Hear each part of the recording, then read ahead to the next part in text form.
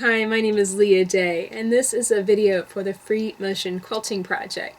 And we are stitching through the rays of the sun, and we've already worked through with a design called McTavishing. I'm actually still working on that design today, but what I want to show you is how I'm feeling through the small areas right around that earth section, the really small, really tiny areas. And I want to work through this space without breaking thread. And it's really important to show you this because this is exactly how I fill my real quilts. I really try and avoid thread breaks as much as possible, so I do a lot of travel stitching and work my way by hop, skipping, and jumping around the quilt so that way I can fill with that texture throughout before moving on to the next design or changing thread or whatever. This is a lot faster.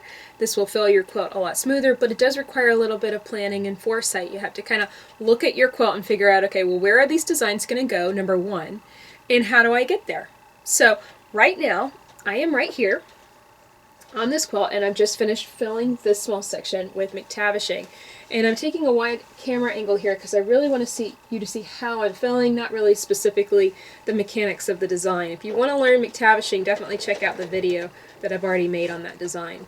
So I'm right here, so I'm going to get out of this space, and I'm going to travel stitch along the edge of this earth. I'm being very careful not to go completely wild with my travel stitching, trying to stay right on the line. And I've already marked the spaces where I'm going to be filling McTavishing in, and it's entirely up to you how you use these designs, how you fill it, but I'm choosing to place in kind of a asymmetrical way. I'm using this design, and it's really neat. I'm excited about how it's going to look. So now I'm going to fill this space. Just going to travel stitch in and then start filling with McTavishing. And because this is a small space, you might think, oh, I need to stitch smaller. And that's incorrect, because if you stitch smaller suddenly, well, then your scale is going to be off. Basically, it's going to look different on the inside of the quilt versus the outside, the other sections. Now, of course, you can definitely play with scale, but you want to kind of plan it out. So if you wanted, let's say, to stitch pebbling and make it get smaller, closer to the earth, and then get wider and wider on the outside, I would stitch rings that would kind of delineate what scale I'm working at. But generally for this design, I'm wanting one consistent scale, whether it's right here or it's way out here. I want it the same size design. So I want to keep the same consistent spacing between those lines. And of course you're going to have some weird areas, so you're going to have to do a lot of this kind of stuff. Just some nice curvy lines back and forth, gentle echoes. That's really a good way of making it look like there's a lot more McTavishing there. It's just the earth is covering it up.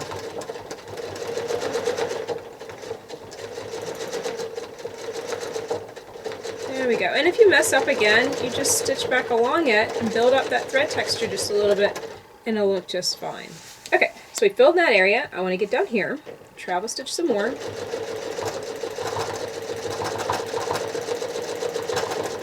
And branch out again.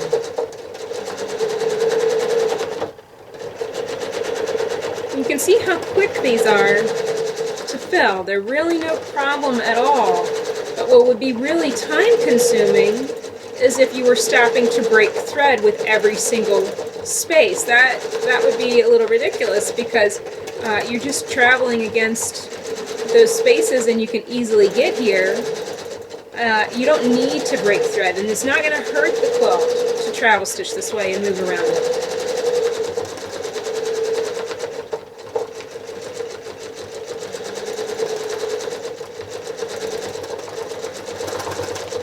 One thing you might see me travel stitch even when I don't necessarily need to. I really do believe in building up thread texture. I like it. I want it to be nice and dark so it stands out.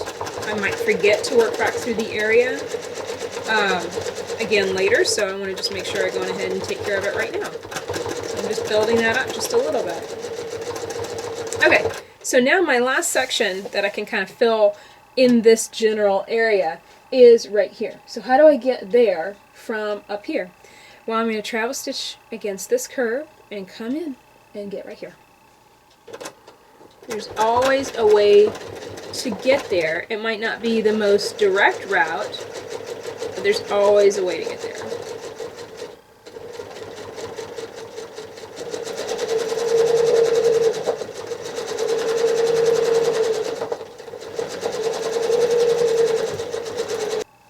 Okay, so I filled in this space with McTavishing, and here's my next space on the outside edge.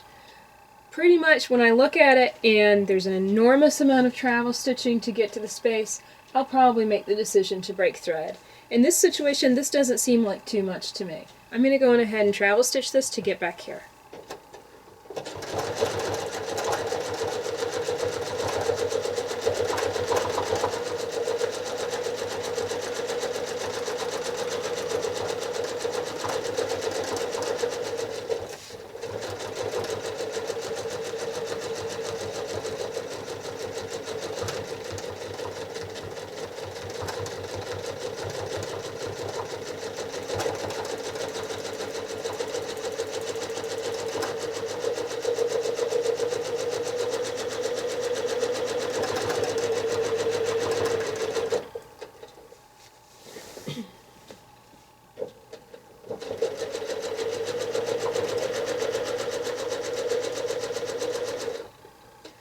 Of course, one important thing to note is the difference between stitching the quilt entirely in white or a couple different colors and stitching the quilt in multiple colors. The difference is, if I was stitching in multiple colors, I probably wouldn't be able to travel stitch this way, and I'd probably end up having to break thread a lot more often. This is one of the reasons, honestly, why I don't use a lot of different thread colors in my quilts. It's annoying to me to break my thread, and I'm lazy. It might be surprising to know that I just really hate breaking thread and changing out the bobbin and changing out thread colors. So I avoid doing that, and I stitch in white pretty much most often. So understand that if you pick, basically different thread colors, just like it's laid out in the Spoonflower quilt, which we will be quilting together, so you'll be able to see how many times I break thread in that. You're going to end up having to deal with a lot of that kind of stuff. You can easily quilt over this entire quilt with white, though. Understand that thread color choice is something that won't make or break your quilt. It's really entirely up to you how you approach it, but my mentality about it is anything goes, and everything is right. So I'm really not picky when it comes to thread color. I'm going for texture, I'm going for design. And thread color to me always seems like, well, kind of an easy choice. Go with white and then everybody can see it. So I'm going to fill in this section, and then it's pretty much an easy process. I can just simply travel stitch along this outer edge and hit these, the rest of these sections out here. So I'm going to fill this in and then show you what it looks like when all of these sections are filled with McTavishing, and we've got a nice kind of ray effect coming in that background.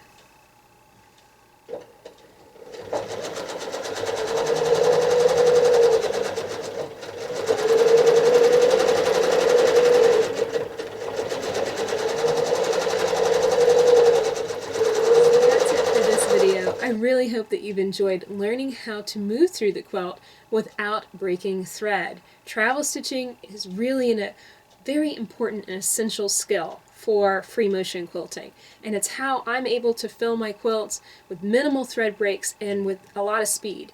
Of course, it's not for everyone, it's not for every quilt, especially a quilt that has a lot of different colors in it. So keep all of that in mind and find many more videos at the Free Motion Quilting Project. You can find all the videos that we've been working on so far through the year, and of course hundreds of videos on other free motion filler designs. Find that at freemotionproject.com. Till next time, my name is Leah Day. Let's go quilt.